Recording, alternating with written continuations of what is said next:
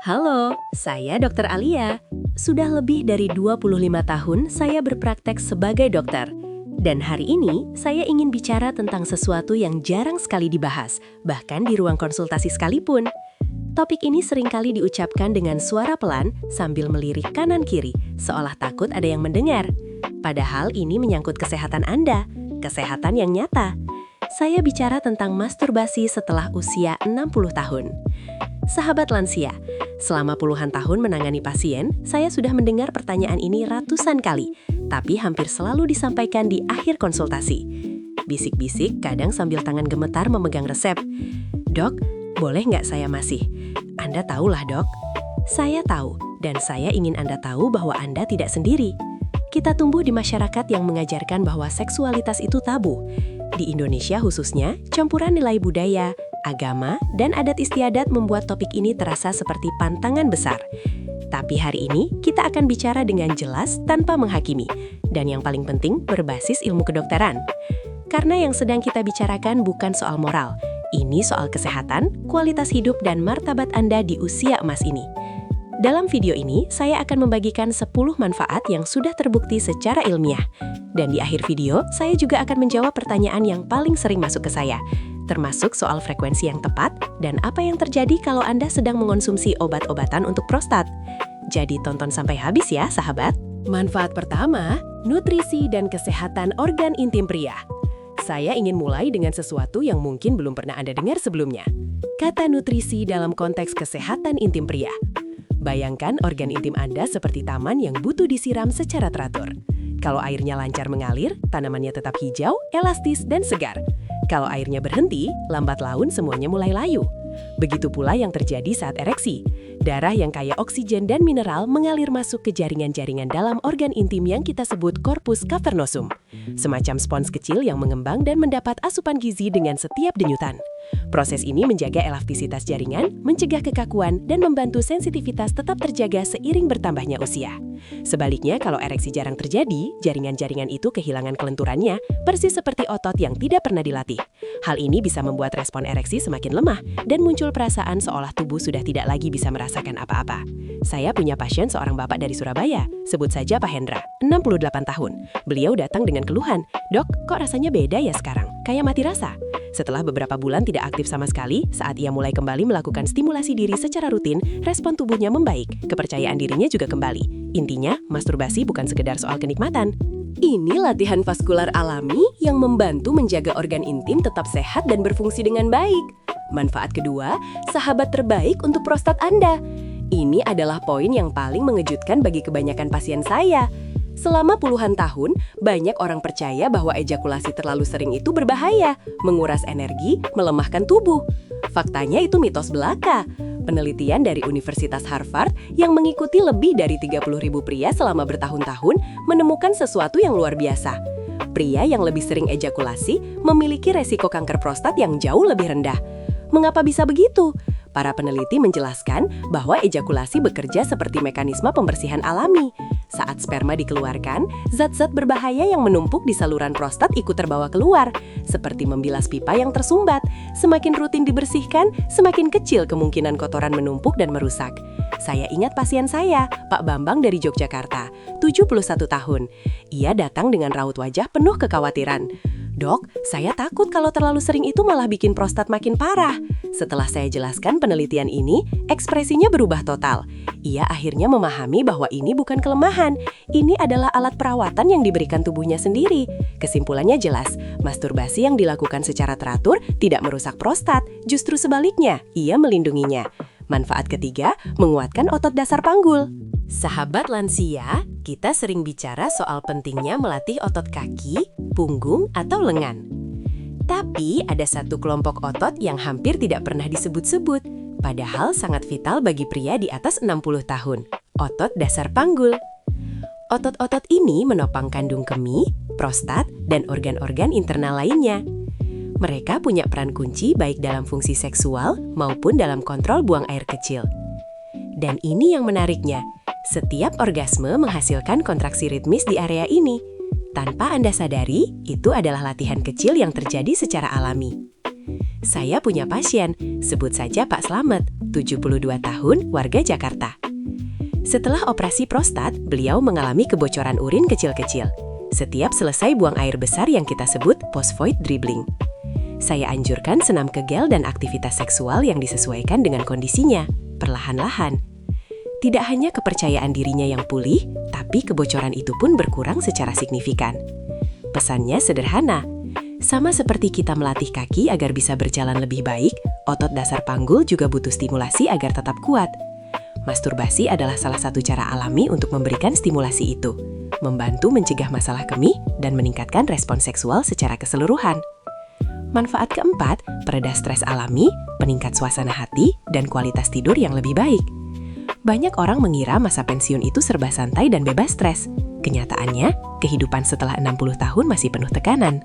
Kekhawatiran soal kesehatan, rasa sepi, kondisi ekonomi, tanggung jawab terhadap anak dan cucu, semua itu terakumulasi dan meningkatkan kadar kortisol, hormon stres yang menggerogoti jantung, menaikkan tekanan darah, dan mengganggu tidur. Disinilah masturbasi bekerja seperti obat tanpa resep. Saat orgasme terjadi, otak melepaskan serangkaian zat kimia yang luar biasa. Dopamin memberikan rasa senang dan motivasi.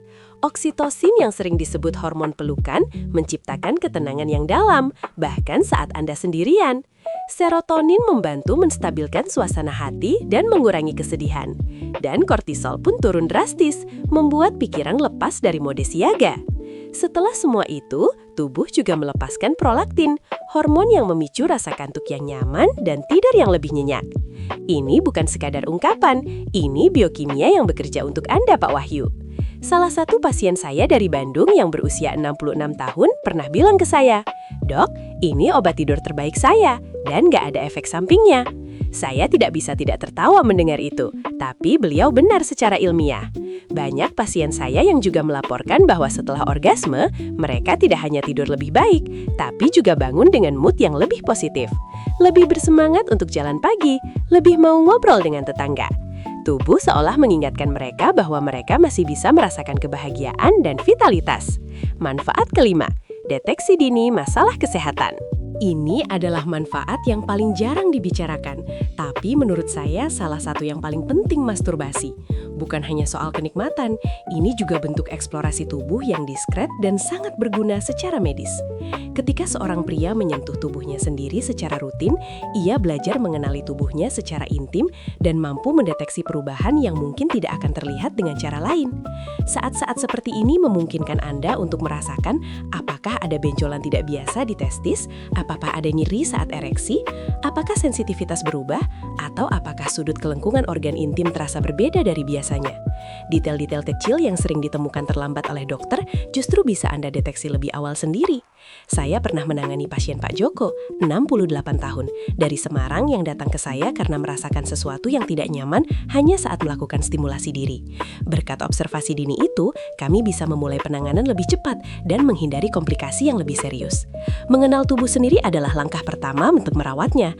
Masturbasi yang dilakukan dengan kesadaran penuh adalah cermin pribadi yang memungkinkan Anda memantau kesehatan Anda sendiri. Manfaat keenam, melatih kontrol respons seksual.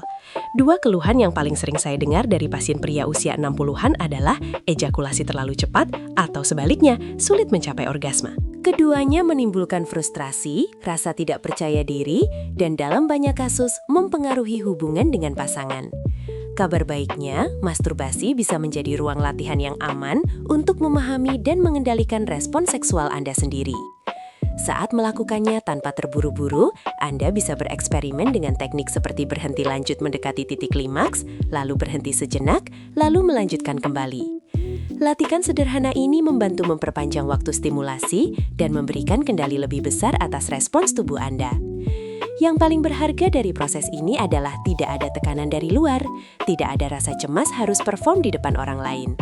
Ini adalah laboratorium pribadi di mana Anda bebas mengamati ritme, sensasi, dan reaksi tubuh Anda sendiri. Salah satu pasien saya pernah berkata, "Dok, setelah saya belajar mengenal diri sendiri dulu, pengalaman bersama istri saya jadi jauh lebih baik." Kalimat itu merangkum segalanya.